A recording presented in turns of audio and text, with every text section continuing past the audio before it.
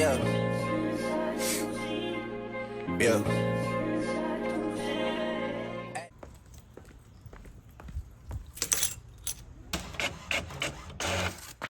Good morning and welcome to Vlogtober 3. As you guys can probably tell by the title, this is the day in the life of a leasing consultant featuring myself, SattimasPlatform, which brings me to some housework. If you haven't already, please like, comment, subscribe, and enable your notifications so you are notified each time I post. And for all of my returning friends, thank you so much for your continued support as we navigate through this YouTube experience. But my first tour isn't until 11:30 a.m. And I, in fact, only have 3 tours booked for today. So, I'm just gonna show you guys how I open, what a typical day as a leasing consultant looks like. And if you have any questions, don't hesitate to comment so below. Yeah, without further ado, let's get started. FYI, I don't understand why people park in front, like directly in front of the leasing office. And I'm not talking about prospects, I'm talking about our residents. Like, we have ample parking in the vicinity of the leasing office, and it's like, they know that we get a lot of traffic in and out. Look at this lady looking at me talking to myself. But they know that we get a lot of traffic from vendors, from prospects. So why they even choose to park directly in front of the leasing office is beyond me, but whatever. And they know that this is inconsiderate, but they do it anyway.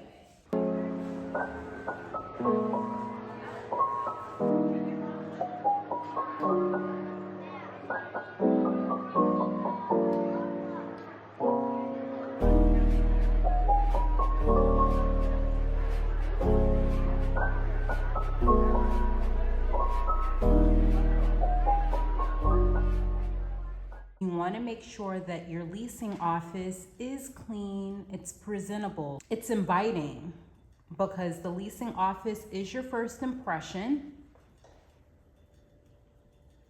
We're going to check out the restrooms to make sure that they look presentable. Like, this is rubbing me the wrong way, but unfortunately I don't have the key to open this. So we'll make sure that the guys do that first thing in the morning. You want to make sure that your sinks look good, the mirrors look good, and at the very least, there isn't any like tissue or anything on the ground, which it is. So we're gonna go ahead and clean this up.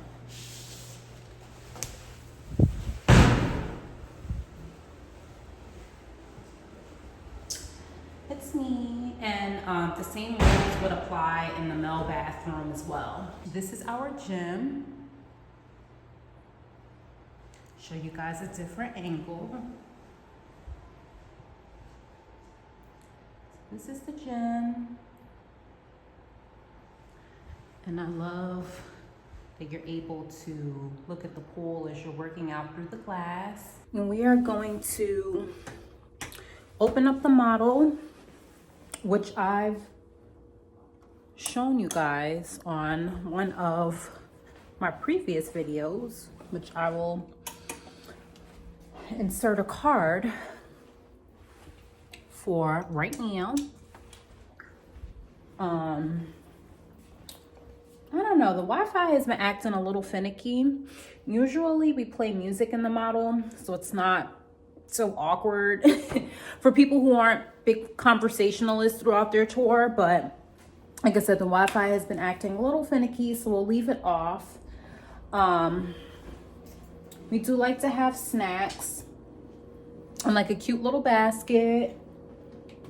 And then we also have a wow fridge, and we just make sure that it's stocked up enough so that our prospects can grab a drink while they are on their tour. Let's see. Make sure all of your lights are on. I was gonna say, this is me again. And yeah, you all. Make sure that the model smells good. Make sure all of your vacant units smell good. They're sparkled, which you guys will see me do in today's video. And yeah, that's about it. Everything looks good because I sparkled this unit a few days ago. And now we're gonna go grab the golf cart and open up the club lounge.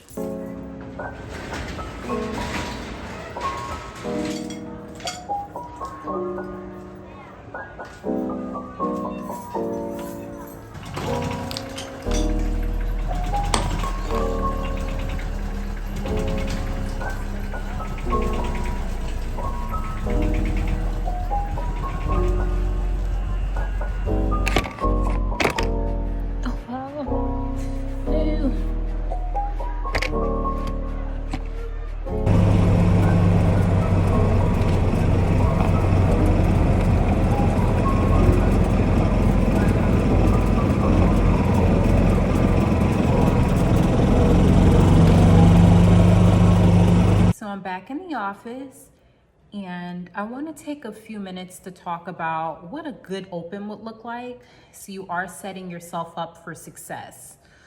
And I will apologize in advance if not too much goes on in this video. Sundays are known to be slower days where we're not getting too much foot traffic in the office. We're not getting booked for too many tours, which works in my favor because I am able to get the information out without too much interruption. I'm also going to do my very best to break the video up to where I'm not giving you guys a whole bunch of information in one sitting so you can soak it in. So, period. Now that that's out the way, what does a good open look like? So, one of the first things that I do when I get in is I check the calendar for all of the tours booked for that day. Reason being, you want to know how much time you have to open. You want to know how much time you have to sparkle. And for those of you who are not in the industry, sparkling is basically, it's like a spot clean, just to make sure that your model and all of your vacant units look presentable, it smells good, because people are very much in tune with their senses. So if they don't get a good first impression, they're not as inclined to move forward with applying, right? So yeah, what does a good open look like? So you want to check your calendar, see how much wiggle room you have to prepare for your day. One of the first things you should also be doing is checking your pending task for the day, okay? And it's gonna look different at every property, but you just wanna get an overview of what to expect for the day, for the week, for the next few weeks. I go off of everything that's coming up in a 2-week time frame, just so that I'm 10 steps ahead, because that is the name of the game in this industry, being 10 steps ahead and covering your ass. So that's that. Once that's done, then you can move forward with opening. So you want to make sure the lights are on. You want to make sure the leasing office smells good. You want to make sure your tour path looks presentable. So, and that would include the public restrooms, your model,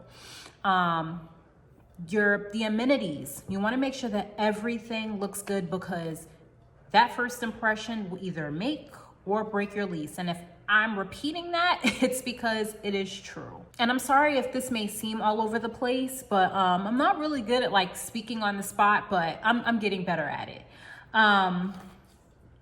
You also want to make sure that if you have nothing else, that you have a daily planner, because there's so many things that go on in a day. And if you don't have it written down, you are going to forget about it. Unless you are Albert Einstein, I'm not Albert Einstein, but unless you are a genius, you will forget about it. I mean, that's the bulk of it. Like, every property is different, so different rules may apply, but in the general sense, you want to make sure you are staying organized. You want to make sure that you are notating folks' accounts and covering your ass at all costs.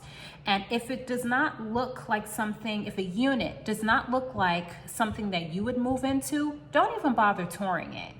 Okay? And once we come back from doing our post-move out inspections and our sparkle, then we'll talk more about the logistics of things. But yeah, that's the bulk of it for it right now. Well, that's the bulk of it for right now. I kind of want to turn this into a series because I feel like there are so many people out there who have an interest in being in property management. And just want more insight. But if you guys are interested, like if this interests you, definitely comment below so that we can possibly turn this into a series. But with that being said, let's go ahead and get our post-move out inspections and sparkles out the way so that we can have a chill rest of our shift.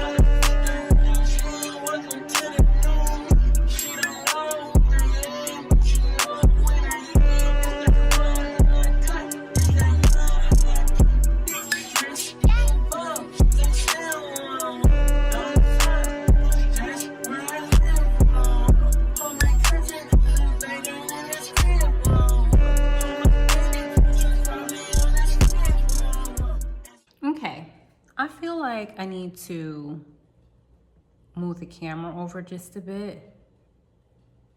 Whatever. Is it like giving crooked? Is it giving crooked? So I just completed our post-move out inspections. And to sum it up quickly, once a tenant moves out, we go in and we assess the unit for possible damages and things of that nature. What we do here is we take photos of the unit just so that we're covering our basis, but again, it's going to vary depending on which property you work for. I did not insert any clips of me completing the inspections just because the units just weren't in good condition, and I'm not in the business of exploiting anyone's business or downfalls for a click or a view. So I didn't show any of that. Okay. They're just going to get the mail, but why didn't they park over there? Y'all see what I mean? Why did you feel compelled to park right there? He was probably being nosy. He probably saw me on the camera. But anyway, I wanted to take a moment to speak with you guys about the whole leasing process from the time a person submits an application up until they move in. And it's very imperative that you stay on top of things. You walk your units, you're in close communication with your managers about things that may need to get done, because at the end of the day, you are the representation of your company. And if the moving process is not as smooth and seamless as possible, it's a bad reflection, not only on you, but of your company. And I'll say this now. When a resident does not have a good move-in experience, they will be nitpicky. When a resident does not have a good move-in experience, they will be nitpicky every chance they get. You will not, you will not like them as a tenant. So just make sure that you're staying on top of things. So boom, they apply. You follow up with a congratulatory, well, once they're approved, you follow up with a congratulatory email. Hey, you've been approved. They so nosy, child. Then you want to be communicating with your maintenance team. I always tell people, make sure that you have a good relationship with your service techs, because they are going to have your back and make sure that the move-ins are in good shape. You want to make sure that you are walking your unit, checking on the progress, because we see things, you know, the office staff sees things from the perspective of the prospects and the future tenants. The maintenance team, they're looking at it like, listen, it works, cool. Editing Sattima here. So after the service techs complete their punches and after the cleaners clean the unit, you should still be walking that unit again. Because a lot of the times the cleaners clean in bulk, so they're likely to forget a few things, whether it be cleaning the blinds, dusting, getting the lint out of the dryer unit, maybe cleaning the cabinet shelves. Like, it happens. It's just the nature of the industry. So you just want to make sure that you're going behind the cleaners and getting it done, because at the end of the day, this is your bread and butter and no one's going to do it for you. I think that's all that I had to say.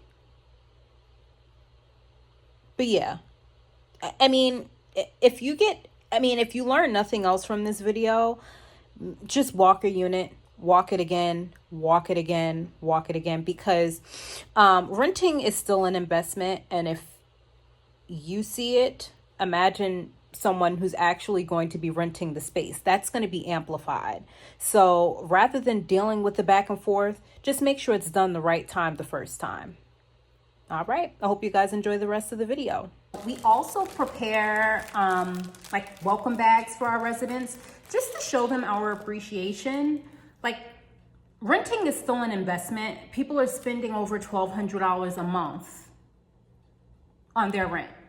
And according to the many financial advisors and gurus out there, you shouldn't be exceeding more than 30% of your income on your rent and your housing, period. But as we know it, unfortunately, that is not the case.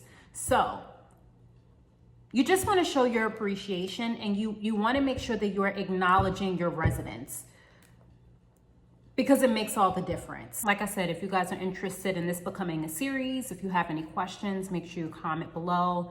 And yeah, I'm about to wrap up for the rest of the day. Well, I'm about to wrap up for the day, and I'm heading home because I have to be at my overnight job. So yeah.